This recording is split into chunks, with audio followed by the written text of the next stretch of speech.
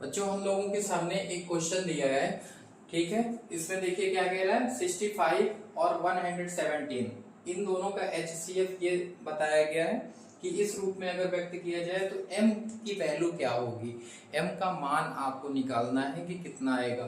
तो बच्चों सबसे पहले इन दोनों का HCF हम लोग निकाल लेते हैं कि 65 और 117 का HCF क्या आएगा, और जो HCF आएगा वो किसके इक्वल होगा, इसके, क्योंकि इसी दोनों नंबर का HCF ये बताया गया है। और जब आप निकाल लेंगे तो उन दोनों को अगर हम इक्वल कर देंगे तो हमको m की वैल्यू मिल जाएगी।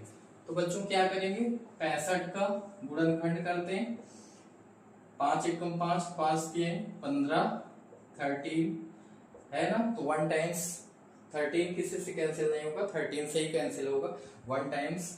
उसके बाद 117 का गुणनखंड करेंगे, 2 से नहीं कैंसिल होगा, 2 से नहीं कटेगा, 3 से कैंसिल करते हैं, ठीक है। 3 3 जा 9, 3 9 जा 27, फिर 3 से कैंसिल 13 और 13 1 जा 13। बच्चों 65 का गुणनखंड क्या आ रहा है, 5 इंटू 13, ठीक है। और 117 इसका गुणनखंड क्या आ रहा है, 3 गुणे 3 गुणे 13।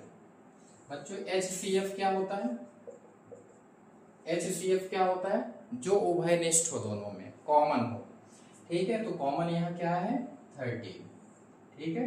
कॉमन यहाँ क्या है 13, यहाँ भी है यहाँ भी है, ठीक है। तो HCF आपका कितना आ गया बच्चों 13, और हमको यहाँ पर क्या दिया था ये, ठीक है।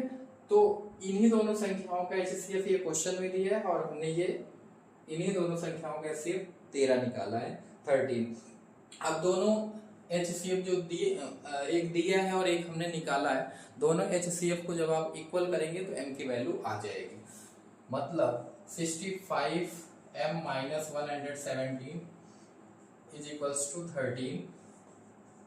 इसको आप सॉल्व कर लीजिए, 117 को उस साइड करेंगे तो प्लस हो जाएगा 13 में, और 130 आ जाएगा, और m की वैल्यू 130 यहाँ मल्टीप्लाई में है, 65 डिवाइड में ले जाएंगे तो 2 टाइम्स में कैंसिल हो जाएगा। तो m की वैल्यू बच्चों क्या आ जाएगी 2, ठीक है। ये एक सिंपल सा क्वेश्चन है जो कभी कभी आपसे पूछा जाएगा, और बहुत आसानी से हमने इसको निकाल दिया, ठीक है बच्चों।